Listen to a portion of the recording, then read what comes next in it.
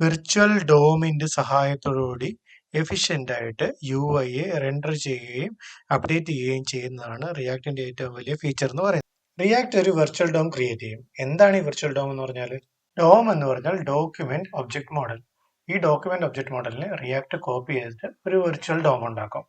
പിന്നീട് ഓരോ തവണ ചേഞ്ചസ് വരുമ്പോഴും ഈ വെർച്വൽ റിയൽ ഡോമുമായിട്ട് ചെക്ക് ചെയ്തിട്ട് എവിടെയാണോ ചേഞ്ചസ് ഉള്ളത് അത് മാത്രം അപ്ഡേറ്റ് ചെയ്യും. നമുക്ക് ഡോമിൽ നിന്ന് തന്നെ തുടങ്ങാം. ഡോം എന്ന് പറഞ്ഞാൽ document object model. Program web ഡോക്യുമെന്റുകളുമായിട്ട് ഇന്ററാക്ട് ചെയ്യാനുള്ള ഒരു ഇന്റർഫേസ് ആണ് ഈ ഡോക്യുമെന്റ് ഒബ്ജക്ട് മോഡൽ എന്ന് പറയുന്നത്.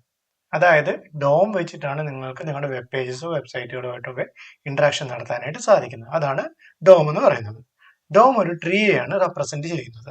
ട്രീയിലാണെങ്കിൽ നോട്ട്സും ഉണ്ടാവും, ഒബ്ജക്ട്സും ഉണ്ടാവും. ഇതുവഴി നമുക്ക് ഡോക്യുമെന്റ് സ്ട്രക്ചറും സ്റ്റൈലും കണ്ടന്റും ഒക്കെ ചേഞ്ച് ചെയ്യാനായിട്ട് സാധിക്കും. ഒരു ഉദാഹരണത്തിന് പറഞ്ഞു കഴിഞ്ഞാൽ നമുക്കൊരു ഡോക്യുമെന്റ് ഉണ്ട്.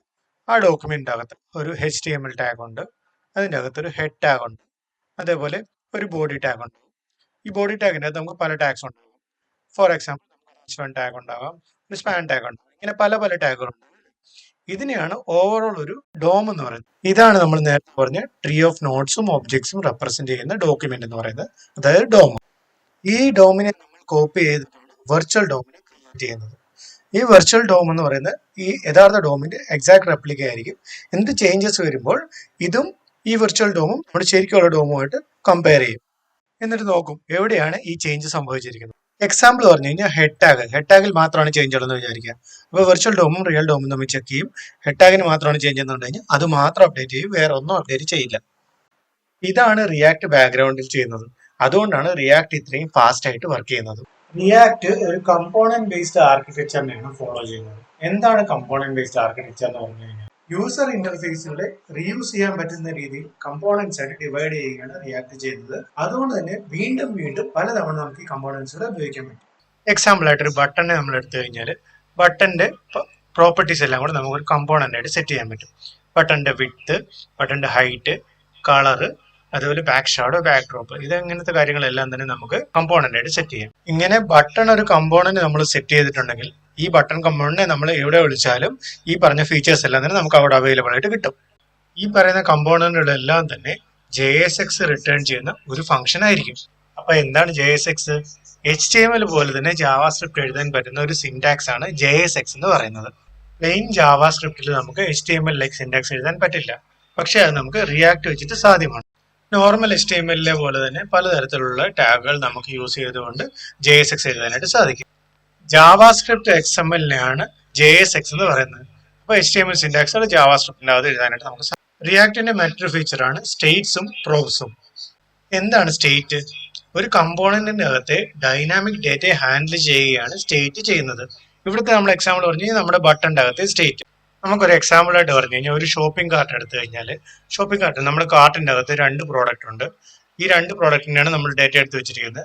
എൻ്റെ അതായത് നമ്മൾ പുതിയൊരു പ്രോഡക്റ്റ് ആഡ് ചെയ്ത് കഴിഞ്ഞാൽ പ്രോഡക്റ്റിന്റെ കൗണ്ട് ഇൻക്രീസ് ആയി അല്ലേ. ഇങ്ങനെയുള്ള ചേഞ്ചസ്, ഡൈനാമിക് ആയിട്ട് ഉണ്ടാകുന്ന ചേഞ്ചസിനെ എല്ലാത്തിനെയും നമ്മൾ നോർമൽ വെബ്സൈറ്റുകളാണ് സെഷൻ്റെ അകത്ത് ഹാൻഡിൽ ചെയ്യും അല്ലേ. ഇവിടെ കമ്പോണന്റിന്റെ അകത്താണ് നമ്മൾ ഹാൻഡിൽ ചെയ്യുന്നത്. അതാണ് സ്റ്റേറ്റ് എന്ന് പറയുന്നത്. സ്റ്റേറ്റ് ആണ് കമ്പോണന്റിന്റെ അകത്തെ സെഷൻ എല്ലാം ഹാൻഡിൽ ചെയ്യുന്നത് നമുക്ക് വേണമെങ്കിൽ പറയാം. ഒരു എക്സാമ്പിൾ ആയിട്ട് ഈ പ്രോജക്റ്റിന്റെ അകത്ത് നമുക്ക് todo.js എന്ന് പറഞ്ഞ ഫയൽ എടുക്കാം. ഇതിൻ്റെ അകത്ത് പല കമ്പോണന്റുകളുണ്ട്. ഇതിന്റെ എല്ലാത്തിനെയും തന്നെ ഡൈനാമിക് ഡേറ്റ നമ്മൾ മാനേജ് ചെയ്യുന്നത് ഇതിൻ്റെ അകത്തൊരു സ്റ്റേറ്റ് എഴുതിയാൽ മതി. ആ സ്റ്റേറ്റ് വെച്ചിട്ടും എല്ലാത്തിന്റെയും ഡേറ്റ നമുക്ക് മാനേജ് ചെയ്യാനായിട്ട് സാധിക്കും. അടുത്താണ് പ്രോബ്സ്. എന്താണ് പ്രോബ്സ് എന്ന് പറഞ്ഞു കഴിഞ്ഞാൽ ഒരു കമ്പോണന്റിൽ നിന്ന് മറ്റൊരു കമ്പോണന്റിലേക്ക് ഡേറ്റ പാസ് ചെയ്യണമെങ്കിൽ നമുക്ക് പ്രോബ്സ് യൂസ് ചെയ്യാം. നമ്മുടെ todo.js ഫോമിന്റെ അകത്ത് ഒരു ബട്ടൺ ഉണ്ടെങ്കിൽ ബട്ടണിലേക്ക് ഡേറ്റ todo.js ഫയലിൽ നിന്ന് നമുക്ക് പാസ് ചെയ്യണമെന്നുണ്ടെങ്കിൽ അതിനായിട്ട് നമുക്ക് പ്രോബ്സ് യൂസ് ചെയ്യും. ഇതൊന്നും കേട്ടിട്ട് നിങ്ങൾ പേടിക്കേണ്ട കാര്യമില്ല. ഇതൊക്കെ നമ്മൾ പ്രോജക്റ്റ് ചെയ്തു പോകുന്ന സമയത്ത് ഓട്ടോമാറ്റിക്കായിട്ട് നമ്മൾ പഠിക്കുന്നതാണ്. ഓക്കെ, അടുത്തതാണ് റിയാക്ടിവിറ്റി. എന്താണ് റിയാക്ടിവിറ്റി എന്ന് പറയുന്നത്? അതായത് നമ്മുടെ സ്റ്റേറ്റ്സിലും പ്രോബ്സിലും എന്തെങ്കിലും ചേഞ്ച് ഉണ്ടാകുന്ന സമയത്ത്, അതായത് എന്താണ് സ്റ്റേറ്റ് എന്ന് പറഞ്ഞു കഴിഞ്ഞാൽ ഡൈനാമിക്കലി ചേഞ്ച് ആവുന്ന ഡേറ്റയെ മാനേജ് ചെയ്യുന്നതാണ് സ്റ്റേറ്റ് എന്ന് പറയുന്നത്. അതേപോലെ പ്രോബ്സ് യൂസ് ചെയ്യുന്നത് ഒരു കമ്പോണന്റിൽ നിന്ന് മറ്റൊരു കമ്പോണന്റിലേക്ക് വാല്യൂ പാസ് ചെയ്യാൻ വേണ്ടിയാണ് അല്ലെ. ഇങ്ങനെ സ്റ്റേറ്റ്സിലോ പ്രോബ്സിലോ എന്തെങ്കിലും ചേഞ്ച് ഉണ്ടാവുന്ന സമയത്ത് റിയാക്ട് വെർച്വൽ ഡോമിനെ അപ്ഡേറ്റ് ചെയ്യും. സ്റ്റേറ്റിലോ പ്രോപ്പിലോ എന്തെങ്കിലും അപ്ഡേറ്റ് ഉണ്ടാകുന്ന സമയത്ത് റിയാക്ട് വെർച്വൽ ഡോമിനെ അപ്ഡേറ്റ് ചെയ്യും. എന്താണ് വെർച്വൽ ഡോം? ശരിക്കുള്ള ഡോമിനെ കോപ്പി ചെയ്തുണ്ടാക്കുന്ന ഒരു ഡോമാണ് വെർച്വൽ ഡോം എന്ന് പറയുന്നത്. അതിനെയാണ് അപ്ഡേറ്റ് ചെയ്യുന്നത്. അങ്ങനെ എന്തെങ്കിലും ചേഞ്ച് ഉണ്ടാകുന്ന സമയത്ത് വെർച്വൽ ഡോമിനെ അപ്ഡേറ്റ് ചെയ്യും. അതിനുശേഷം ഇത് കമ്പയർ ചെയ്തിട്ട് റിയൽ ഡോമിനെ അപ്ഡേറ്റ് ചെയ്യും. അങ്ങനെ ആ ചേഞ്ചസ് റിയൽ ഡോമിൽ വിസിബിൾ ആവും. റിയാക്ടിന്റെ ഈ ഒരു ഫീച്ചർ കാരണം എവിടെയാണോ അപ്ഡേറ്റ് ഉള്ളത് ആ ഒരു പാർട്ട് മാത്രമാണ് അപ്ഡേറ്റ് ആവുന്നത്, അല്ലാതെ ഫുൾ ഡോം അപ്ഡേറ്റ് ആവില്ല. നാലാമത്തെ പോയിന്റ് ആണ് ഡിഫിംഗ് അൽഗോരിതം. ഇന്റർവ്യൂവിന് ചോദിക്കുകയാണെങ്കിൽ മാത്രം പറയാനായിട്ടുള്ള ഒരു ആൻസർ ആണിത്. നമ്മൾ ഓൾറെഡി ഇതിനെ കുറിച്ച് പറഞ്ഞു കഴിഞ്ഞു. എന്താണ് ഡിഫിംഗ് അൽഗോരിതം? റിയാക്ട് വെർച്വൽ ഡോമിനെയും റിയൽ ഡോമിനെയും കമ്പയർ ചെയ്ത് ചേഞ്ചസിനെ കണ്ടുപിടിക്കുന്ന അൽഗോരിതമാണ് ഡിഫിംഗ് അൽഗോരിതം എന്ന് പറയുന്നത്. അതുകൊണ്ടാണ് ഞാൻ പറഞ്ഞത് നമ്മൾ ഓൾറെഡി ഇത് പറഞ്ഞിട്ടുള്ളതാണ്. ഇന്റർവ്യൂസിന് ചോദിക്കുമ്പോൾ മാത്രം നിങ്ങൾക്ക് പറഞ്ഞാൽ മതി. ഇത് ചേഞ്ചസ് കണ്ടുപിടിച്ചതിന് ശേഷം റിയൽ ഡോമിൻ്റെ അകത്ത് ആ ഒരു പർട്ടിക്കുലർ സെക്ഷൻ മാത്രം ഇത് അപ്ഡേറ്റ് ചെയ്യും, അല്ലാതെ ഫുള്ളായിട്ട് അപ്ഡേറ്റ് ആവില്ല. റിയാക്റ്റില് പേരന്റിൽ നിന്ന് ചൈൽഡിലേക്ക് മാത്രമായിരിക്കും ഡേറ്റ പോകുന്നത്. അതിനാണ് യൂണി ഡയറക്ഷണൽ ഡേറ്റ ഫ്ലോ എന്ന് പറയുന്നത്. പേരന്റ് എലമെന്റിൽ നിന്ന് ചൈൽഡ് എലമെന്റിലേക്ക് മാത്രമായിരിക്കും ഡേറ്റ പോകുന്നത്, തിരിച്ചു പോവില്ല. ഇതൊക്കെയാണ് റിയാക്ടിന്റെ മെയിൻ കൺസെപ്റ്റ്സ്. ഇത് കൂടാതെ ചില കാര്യങ്ങൾ കൂടിയുണ്ട്. അതായത് ലോക്കൽ സ്റ്റേറ്റ് മാനേജ് ചെയ്യാനായിട്ട് നമ്മൾ യൂസ് സ്റ്റേറ്റ് എന്ന് പറഞ്ഞൊരു ഫംഗ്ഷൻ യൂസ് ചെയ്യും. റിയാക്ടിന്റെ ഒരു ഫംഗ്ഷനാണ് യൂസ് സ്റ്റേറ്റ് എന്ന് പറയുന്നത്. ഈ ഫംഗ്ഷൻ യൂസ് ചെയ്തുകൊണ്ട് നമ്മൾ ലോക്കലി ഉള്ള സ്റ്റേറ്റുകളെ മാനേജ് ചെയ്യും. നമ്മളിവിടെ ടു ഡു ജെഎസിനകത്ത് പറഞ്ഞിരുന്നു അല്ലേ, ടു ഡു ജെഎസിലെ പോലെ സ്റ്റേറ്റുകളെ നമുക്ക് മാനേജ് ചെയ്യാനായിട്ട് യൂസ് സ്റ്റേറ്റ് എന്ന് പറയുന്ന ഫംഗ്ഷൻ നമുക്ക് യൂസ് ചെയ്യാനായിട്ട് പറ്റും.